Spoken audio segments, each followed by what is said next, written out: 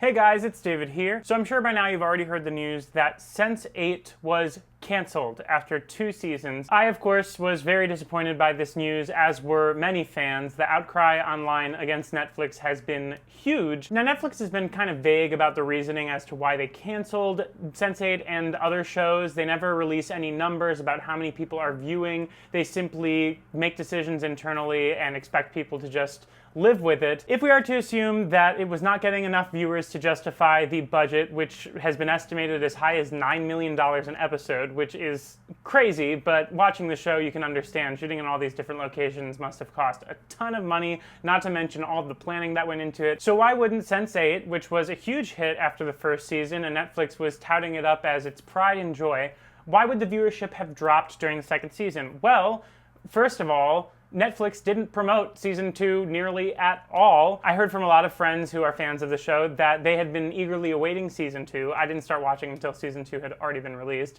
but they couldn't find it unless they searched for it. It wasn't plastered on the Netflix page like House of Cards or Orange is the New Black. So what about the show didn't Netflix want to be proud of, as they were with the first season, I wonder? It is true that it wasn't 100% beloved by critics. Washington Post was one of the publications that reported it was trying to be a jack of all trades, have too many different kinds of representation, and therefore seemed watered down, or that it couldn't go in enough depth in any certain direction. But that was nothing in comparison to the amount of writing that was done about this show's groundbreaking diversity, especially for a show of this scale. Its representation of various races, gender identities, cultures, sexualities, and most of all, the fact that representation was not just a part of the show for its own sake, but as an essential part to the telling of this specific story. So sure, the controversy of its subject matter, the fact that it dealt with racier themes, perhaps the longer runtime ranging from 55 minutes to an hour and 5 minutes when compared to people's usual expectation of like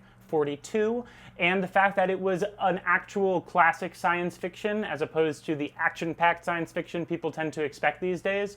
All of these elements could have played into the lack of substantial viewership in order to accommodate the high cost. And in the defense of Netflix, they did cancel other costly series, The Get Down being one, which cost $120 million for season 1. But you know what else The Get Down had in common with Sense8, other than the cost of its production? The diversity of its leading characters. I mean, I'm just trying to be real. We do not need more Kimmy Schmidts in the world. We do not need another Stranger Things. I know that people were crazy about that show, but sorry to say it, it was bland. As far as the statements from Reed Hastings, who is Netflix co-founder and CEO, on the cancellations of these shows, this is the statement he released. "We've canceled very few shows. I'm always pushing the content team. We have to take more risk. You have to try more crazy things because we should have a higher cancel rate overall. Because then what you get is you get some winners that are just unbelievable winners."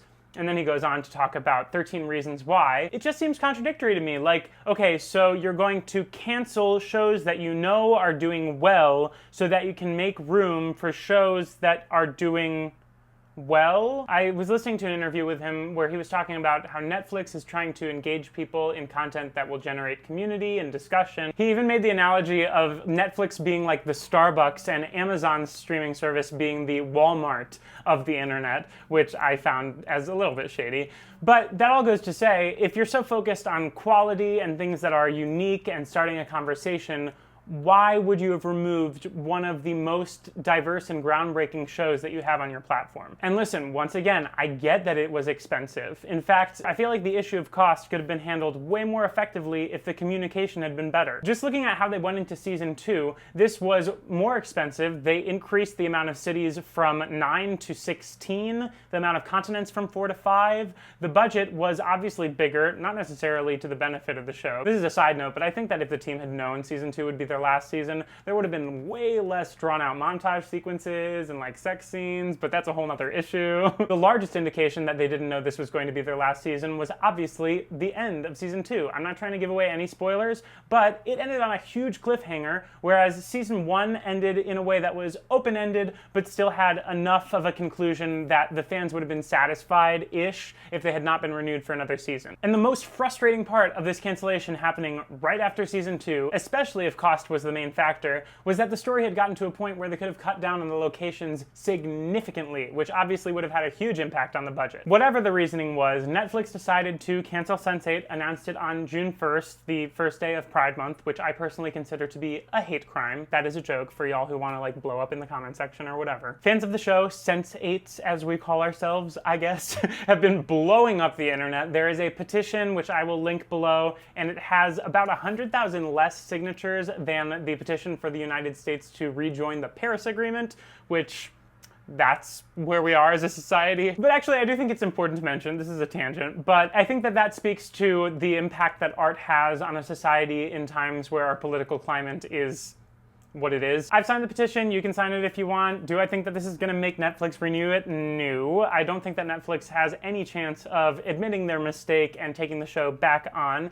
As far as other networks picking the show up, Showtime or HBO or any of those, I'm not sure if they're going to be able to do that. I don't know what the rights situation is with regard to Netflix having ownership of these characters and this universe. People have talked about Netflix just making a movie or some sort of a special extended event to just wrap up the stories of the characters. I'm also unsure as to whether Netflix would even do that.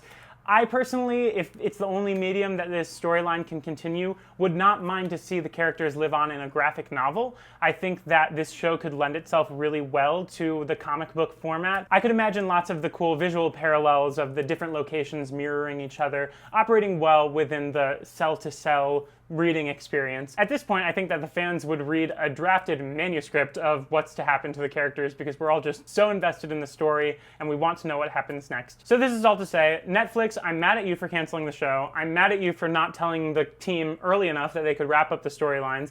And I'm mad at you for contradicting yourself in your reasoning for canceling the show in the first place. Please be straight up with us and tell us why you canceled our favorite show. The Sensates are livid. Anyway, let me know your thoughts on this cancellation, if you have any conspiracy theories as to why Netflix may have ended it prematurely, and also how you would like to see these stories live on. You can sign the petition if you want. I'll put a link in the info. I just hope we'll get to figure out what happened to these characters and see their stories concluded in some way down the line. I also hope that Netflix will screw its head on straight and stop being stupid. Other than that, I thank you guys for watching, and I will see you very soon. Okay, bye. Everybody seems to be just fine, circling a line, but I just want somebody to call mine. A little romantic with candles on the side, hearing you giggle, heavily breathe down your spine. Now I've gone through the chapters, the pages, and the scenes, but nobody ever completing this thing.